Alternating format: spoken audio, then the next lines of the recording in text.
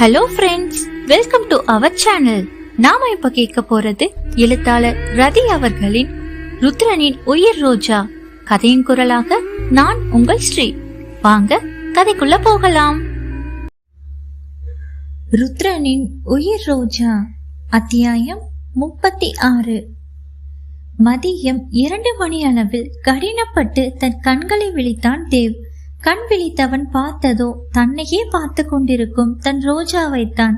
ரோஜாவின் பார்வையில் என்ன கண்டானோ அவளின் கண்களையே சில நிமிடங்கள் தன் விழி அசைக்க மறந்து பார்த்து கொண்டிருந்தவனை ஆசையாக நெற்றியில் முத்தமிட்டு தேவின் மௌனத்தை கலைத்தாள் ரோஜா. ருத்ரா, நீ காலையிலிருந்து ஒண்ணுமே சாப்பிடல, நான் போய் உனக்கு சாப்பிட ஏதாச்சும் கொண்டு வரேன் என்று எழுந்து சென்றவளை அவள் கைப்பிடித்து தடுத்தவன், அம்மோ என்னை விட்டு எங்கேயும் போகாத, என்ன உன் அணைப்பிலேயே வச்சிரு, நான் இப்படியே இருந்தா சீக்கிரம் சரியாயிடுவேன் என கூறிக்கொண்டே ரோஜாவை மேலும் தனக்குள் புதைக்க பார்க்க, ருத்ரா, நான் எங்க போறேன், உன்னை விட்டு சாப்பிட்டாதான் மருந்து சாப்பிட முடியும், பிளீஸ் எனக்காக என்று கெஞ்சி அவளை பார்க்க அவனுக்கு திகட்டவே இல்லை. அம்மோ, நீ இத போல என் கூட கனிவா பேசி எத்தனை நாள் ஆயிடுச்சு தெரியுமா என கூறிக்கொண்டே ரோஜாவின் தோளில் சிறு பிள்ளை போல் சாய்ந்து கொண்டான் தேவ். ரோஜாவிற்கு இத்தனை நாட்கள் தான் செய்த தவறு கொஞ்சம் கொஞ்சமாக புரிய ஆரம்பித்தது. இனிமே உன்னை வேறு திருமணம் செய்து கொள்ள வற்புறுத்த மாட்டேன் ருத்ரா என சொல்ல ஆசை எழுந்த போதும் அதை அவள் சொல்லவில்லை. அவனுக்கு உடம்பு சரியானதும் சர்ப்ரைஸாக சொல்ல வேண்டும் என்று உறுதி கொண்டாள்.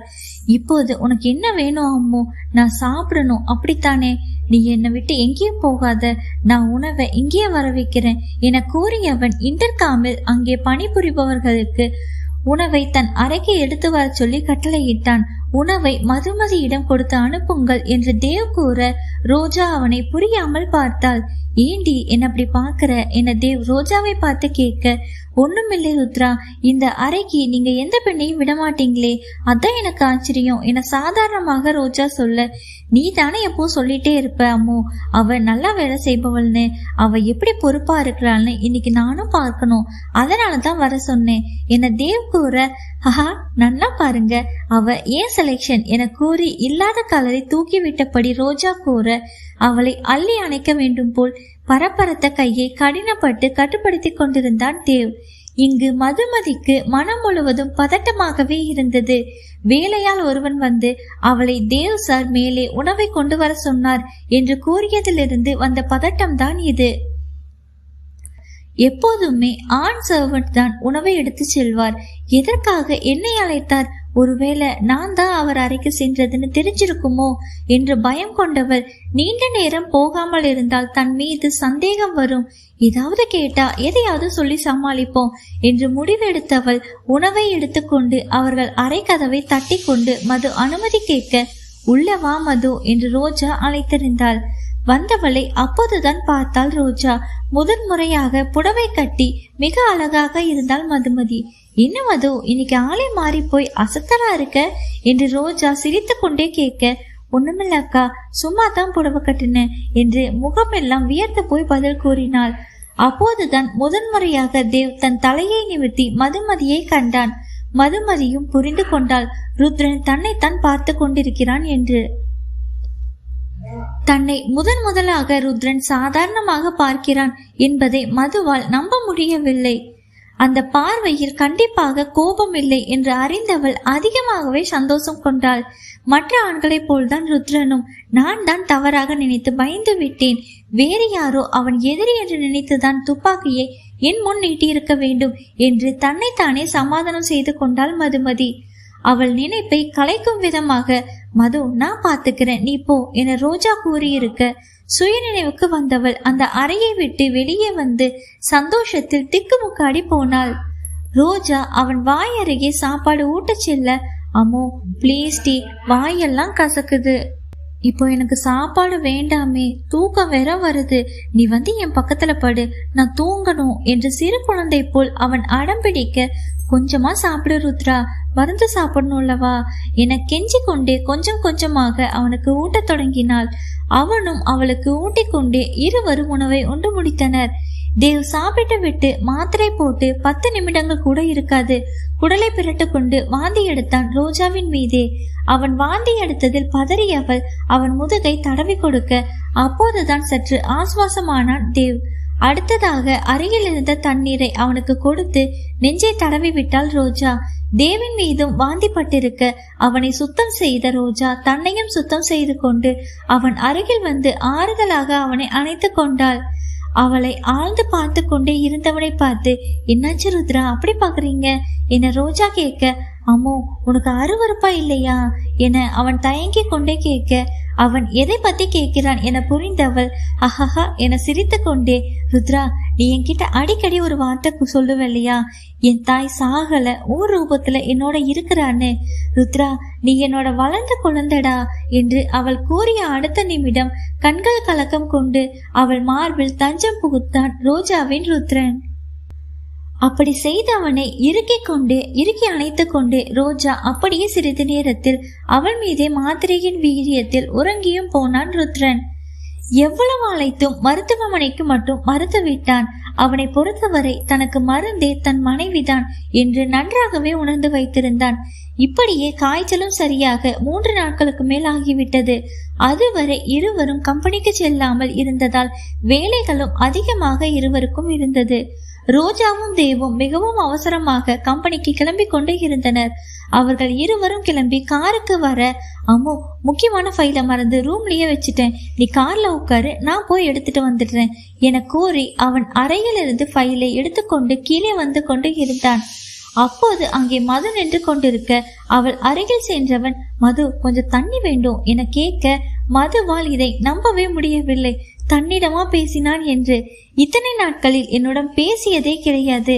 ஏன் இங்கு வேலை செய்யும் யாரிடமும் அவன் எதற்காகவும் பேச மாட்டானே என்று அவளுக்கு ஆச்சரியம் தாங்க இயலவில்லை. அவளும் வேகமாக ஓடி சென்று தண்ணீரை கொண்டு வந்து கொடுக்க வாங்கி குடித்தவன் தேங்க்ஸ் மது என்று கூறிவிட்டு அந்த இடத்தை விட்டு அகன்றான். என்கிட்ட பேசுறாருன்னா கண்டிப்பா அவருக்கும் என்ன போல ஏதோ எண்ணம் என் மேல வந்திருக்கலாம். இதை இப்படியே விடக்கூடாது, மிக சீக்கிரமே அவர்கிட்ட என் காதலை சொல்லணும் என முடிவெடுத்து கொண்டாள். ரோஜாவும் தேவும் கையை பிடித்து கொண்டு கம்பெனிக்குள் நுழைய பார்ப்பவர்கள் அனைவரும் அவர்களின் ஜோடி பொருத்தத்தை பார்த்து வியந்தனர். அந்நேரம் கீர்த்தியும் அவர்கள் அருகில் வந்து, அண்ணா இப்போ உடம்பு எப்படி இருக்கு என கேட்க, இப்போது ரொம்ப நல்லா இருக்கேன் கீர்த்தி என பதில் கூறிவிட்டு, அம்மோ இன்னைக்கு வேலை அதிகமா இருக்கு, நான் போய் அதை பாக்குறேன், மதிய உணவு சாப்பிடும் போது சந்திக்கலாம் என கூறிவிட்டு தேவ் வேலையை பார்க்க அவன் அறைக்கு சென்றான். கீர்த்தி ரோஜாவிடம் தனியாக பேச வேண்டும் என அவள் அறைக்கு அழைத்து சென்றாள். கீர்த்தி என்னாச்சடி உனக்கு, ஏன் இவ்வளவு அவசரம் என கேட்க, இல்லடி உன் முகத்துல இவ்வளவு சந்தோஷத்தை பார்த்து ரொம்ப நாள் ஆயிடுச்சு, அதற்கான காரணம் என்னங்கிறத உடனே தெரிஞ்சுக்கணும் அப்படின்னு தான் கூட்டிட்டு வந்தேன் என கீர்த்தி கூற, கீர்த்தி நீ கேட்காம போயிருந்தாலும் நான் உன்கிட்ட கண்டிப்பா சொல்லி இருப்பேன் என சிரித்தவள், இனிமே எந்த காரணத்தை கொண்டும் ருத்ரனை இன்னொரு திருமணம் செய்ய சொல்லவே மாட்டேன், என் புருஷன் எனக்கு மட்டும்தான், யாருக்கும் என் ருத்ரனை விட்டு கொடுக்க இனி குழந்தை இல்லைங்கிற காரணத்தை கொண்டு அவரை கஷ்டப்படுத்த மாட்டேன் என கூறினாள் ரோஜா. அதை கேட்டு கீர்த்தி அவளை திருஷ்டி வலித்து, இதை தாண்டி நாங்களும் ஆசைப்பட்டோம், இப்போதான் மனசு லேசாவோ சந்தோஷமாவோ இருக்கு என கூற, உண்மைதான் கீர்த்தி, என் ருத்ரனை குழந்தைங்கிற காரணத்தை கொண்டு ரொம்ப நோகடிச்சிட்டேன், இனிமே அப்படியெல்லாம் நடக்காது. எனக்கு என்ன தேஜு இருக்கா, ஆசிரமத்துல வளர்ற குழந்தைங்க இருக்காங்க, நீ தீரன் அண்ணா, முக்கியமாக என் ருத்ரன் இருக்கிறாரு, இவங்க போதும் என் வாழ்க்கையில. கீர்த்தி இனிமே எதை நினைச்சோம் நான் கவலைப்பட மாட்டேன் என கூறினாள் ரோஜா. அவள் சொன்னதில் கீர்த்தி தன்னையும் தீரனையும் தேஜுவையும் ரோஜா தன் குடும்பத்தில் ஒரு ஆளாக நினைப்பதை நினைத்து மிகவும் மகிழ்ச்சி கொண்டாள். ஓகே கீர்த்தி, எனக்கு வேலை அதிகமா இருக்கு, நம்ம சாயந்தரம் பார்த்து பேசலாமா என கேட்க, அவளும் சரி என்று சொல்லி அவரவர் வேலையை பார்க்க சென்றனர். வேலையை தொடங்கிய ரோஜாவிற்கு அந்த வேலை மலை போல் தெரிந்தது. இன்னும் 10 நாட்கள் மட்டுமே இருந்த நிலையில் எப்படி இதை செய்ய போறோம் என குழப்பம் அடைந்தால், நம்முடைய முதல் பெரிய ப்ராஜெக்ட் இது, எப்படியாவது இதை செஞ்சுதான் ஆகணும் என முடிவெடுத்தவள் வேலையை செய்ய தொடங்கினாள்.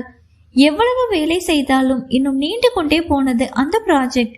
பகலில் எவ்வளவு வேலை செய்தாலும் இரவில் வீட்டுக்கு கிளம்பி விடுவார்கள் தேவும் ரோஜாவும். ஆனால் இரவிலும் வேலை செய்ய தொடங்கியிருந்தாள் ரோஜா. ரோஜாவிற்காக தேவும் ரோஜாவின் அறையிலேயே இரவெல்லாம் அவளுக்காக கண் விழிக்க ஆரம்பித்தான். அப்படித்தான் இரவு 2 மணி அளவில் வேலை செய்து கொண்டிருந்தவளின் அருகே இருந்து சோஃபாவில் அமர்ந்து ரோஜாவையே பார்த்து கொண்டிருந்தான் தேவ். இதை கவனித்த ரோஜா, ஏன் அப்படி பாக்குறீங்க என கேட்க, அம்மோ பேசாம உன் வேலையை நானே முடிச்சு தரட்டுமா என கேட்க, நோ ருத்ரா, இதை நான் தான் செய்வேன் என குழந்தை போல் அடம் பிடித்தாள்.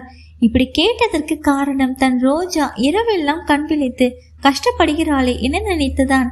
ருத்ரா, இன்னும் 2 நாள் தான் இருக்கு, அதுக்கு பிறகு வேலை முடிஞ்சிடும், நம்ம 2 பேரும் சந்தோஷமா இருக்கலாம் என வெக்க கொண்டு சினுங்கியவளை அவள் செய்கையில் இப்போதே ஏதாவது செய்ய வேண்டும் போல் இருந்தது தேவிற்கு.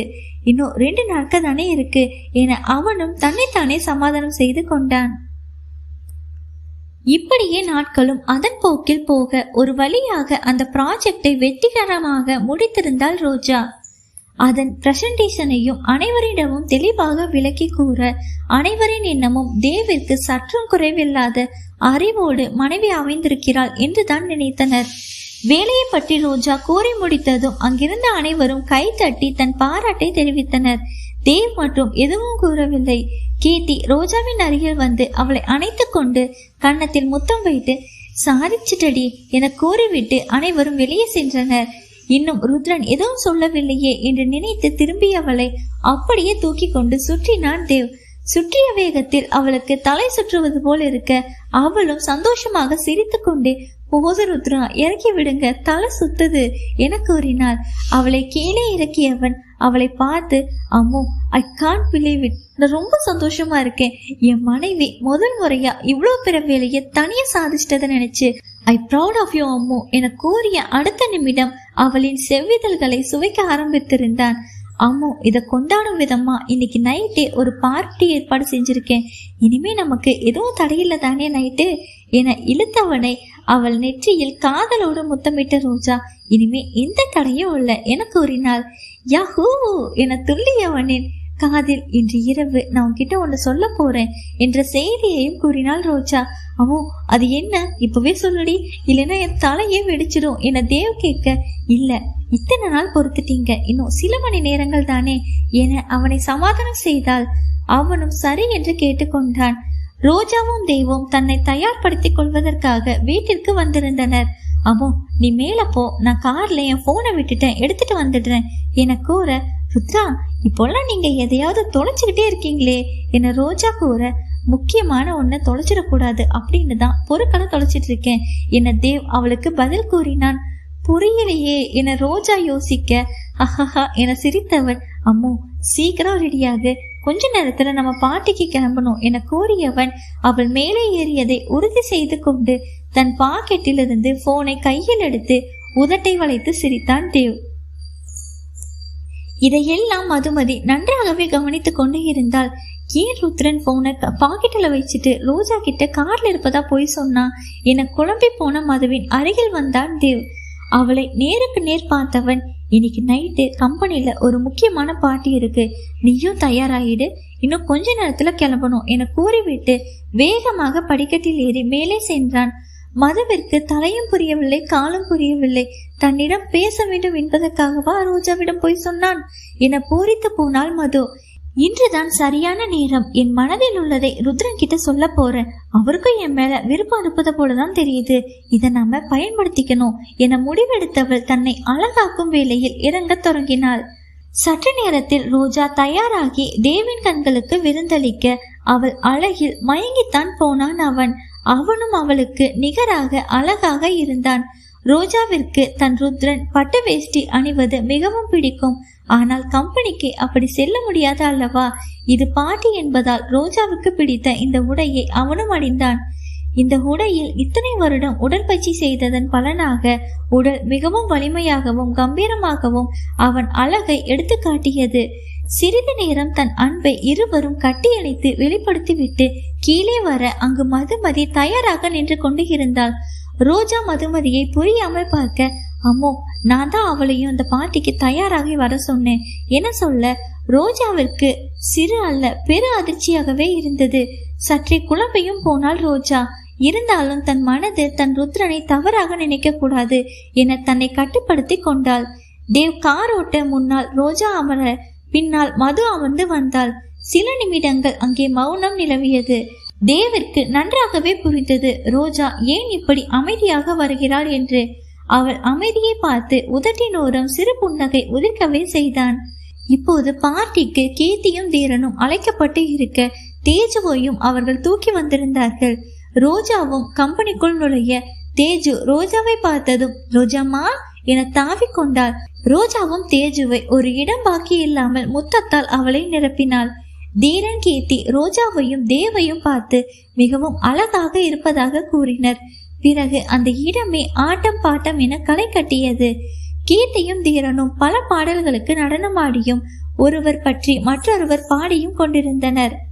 அப்போது அங்கிருந்த அனைவரும் தேவிடம், சார் 3 மாதத்துக்கு முன்னாடி நீங்க பாடியது நல்லா இருந்துச்சு, எங்களுக்காக இன்னைக்கு ஒரு பாடல பாட முடியுமா என கோரிக்கை வைக்க, என் மனைவி என்னோட பாட வரேன்னு சொன்னா கண்டிப்பா பாடுறேன் என கூற தேவ் கீர்த்தி உட்பட அங்கிருந்த அனைவரும் ரோஜாவிடம் கெஞ்சி கொண்டு இருந்தனர். அவளும் சிரித்து கொண்டே சரி என தலையாட்டி வைத்தாள். இருவரும் கையிலும் மை கொடுக்கப்பட பாடல் பாட துவங்கினர். முழு பாடலையும் பாடாமல் இடையில் உள்ள முக்கியமான வரிகளை மட்டும் பாட துவங்கினர். தேவ், நீ பேரழகில் போர்க்களத்தில் என்னை வென்றாய், கண் பார்க்கும் போதே பார்வையாலே கடத்தி சென்றாய். ரோஜா, நான் பெண்ணாக பிறந்ததற்கு அர்த்தம் சொன்னாய், முன்னறியாத வெட்கங்கள் நீயே தந்தாய். தேவ், என் உலகம் தனிமை காடு, நீ வந்தாய் பூக்களோடு, என்னை தொடரும் கனவுகளோடு. பெண்ணே பெண்ணே, நீ இல்லை என்றால் என்னவே, ஓ நெருப்போடு வெந்தே மன்னாவே. தேவ், உன் கருங்கூந்தல் குழலாகத்தான் எண்ணம் தோன்றும், உன் காதோரம் உரையாடித்தான் ஜென்மம் தீரும். ரோஜா, உன் மார்போடு சாயம் வந்த மயக்கம் போதும், என் மனதோடு சேர்த்து வைத்த வழிகள் தீரும். தேவ், உன் காதல் ஒன்றை தவிர என் கையில் ஒன்றும் இல்லை, அதை தாண்டி ஒன்றுமே இல்லை. பெண்ணே பெண்ணே என அந்த வரியை பாடிக்கொண்டே அவள் முன் கீழே அமர்ந்து இரு கையை விரிக்க, அவன் செய்த செயலில் காதல் கொண்டு கலங்கிய ரோஜா அவனை போல் அவன் அருகில் அமர்ந்து அவன் மார்பில் சாய்ந்து கொண்டே மீதி வரியை பாடி முடித்தாள்.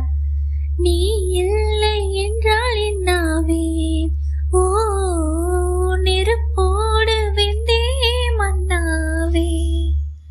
இருவரும் சேர்ந்து, உன் பேரை சொல்லும் போதே உள் நெஞ்சில் கொண்டாட்டம், உன்னோடு வாழத்தானே உயிர் வாழும் போராட்டம், நீ பார்க்கும் போதே மலையாவே, ஓ உன் அன்பில் கண்ணீர் துளியாவே. நீ இல்லை என்றால் என்னாவே, ஓ நெருப்போடு வெந்தே மன்னாவே. அவர்கள் இருவரும் பாடி முடித்ததும் அவர்கள் மேல் உலகில் உள்ள பல வண்ண மரல்கள் கொட்டி கொண்டு இருந்தது. தீரனும் கீர்த்தியும் செய்த ஏற்பாடுதான் இது. அவர்களின் செயலை பார்த்து அனைவரும் கரகோஷம் எழுப்ப அங்கே ஒருத்திக்கு மட்டும் வயிறெல்லாம் பற்றி எரிந்து கொண்டு இருந்தது. யாரையும் பற்றி கவலைப்படாமல் நீண்ட நேரம் அதே நிலையில் தான் இருவரும் தங்கள் காதலை வெளிப்படுத்தி கொண்டு இருந்தனர். தேஜு ஓடி போய் ரோஜாவை கட்டி அணைக்க, அப்போதுதான் சுய நினைவு பெற்றவள் தேவை விட்டு விலகி தேஜுவை அணைத்து கொண்டாள். அங்கே ரோஜா, தேவ், கீர்த்தி, தீரன் என அனைவரும் சந்தோஷமாக பேசிக்கொண்டும் சாப்பிட்டு முடித்தனர். தேவின் அருகில் வந்த ரோஜா சிறிது நேரம் ஆசிரமத்திற்கு சென்று அங்கிருக்கும் குழந்தைகளுக்கு தன் கையால் இனிப்பு வழங்கிவிட்டு வருவதாக கூறி வெளியே சென்றாள். தேவும் தனக்கு ஒரு முக்கியமான வேலை இருப்பதால் ரோஜா தனியா செல்வதற்கு அனுமதித்தான். காரில் ஏற போகும் சமயத்தில் தான் ரோஜாவிற்கு தன் ருத்ரனுக்காக ஒரு பூச்செண்டை வாங்கி வைத்தது ஞாபகம் வந்தது. அச்சோ, இதை எப்படி நான் மறந்தேன், இதை உடனே ருத்ரனுக்கு கொடுத்துட்டு போயிடலாம் என எண்ணி பூச்செண்டை கையில் எடுத்துக்கொண்டு ருத்ரனின் அறைக்குள் நுழைய கதவை திறந்த சமயம் மதுவின் குரல் ரோஜாவின் காதில் நன்றாக விழுந்தது. நான் உங்களை திருமணம் செய்ய ஆசைப்படுறேன் என மது சொன்னதை கேட்டு மிகவும் அதிர்ச்சி அடைந்தாள் ரோஜா. கீர்த்தி ரோஜாவிடம் அடிக்கடி மதுவின் பார்வை தவறாக இருக்கிறது என கூறியது அப்போதுதான் அவளுக்கு நினைவு வந்தது. ஆனாலும் மதுமதியை நினைத்து சற்று பாவமாகவே இருந்தது ரோஜாவிற்கு.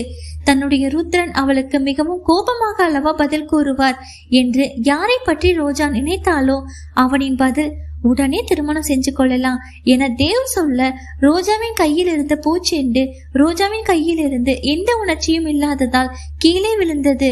அடுத்த நிமிடம் அந்த இடத்திலிருந்தும் ருத்ரனின் வாழ்வில் இருந்தும் ஒரேடியாக போய்விடலாம் என எண்ணி சுயநினைவின்றி நடக்க ஆரம்பித்தாள் ரோஜா. சிறிது நேரத்தில் தேவ் வெளியில் வர காலின் கீழ் பூச்செண்டை கவனித்தவன் அதை எடுத்து பார்க்க அதில் ருத்ரா, ஐ லவ் யூ.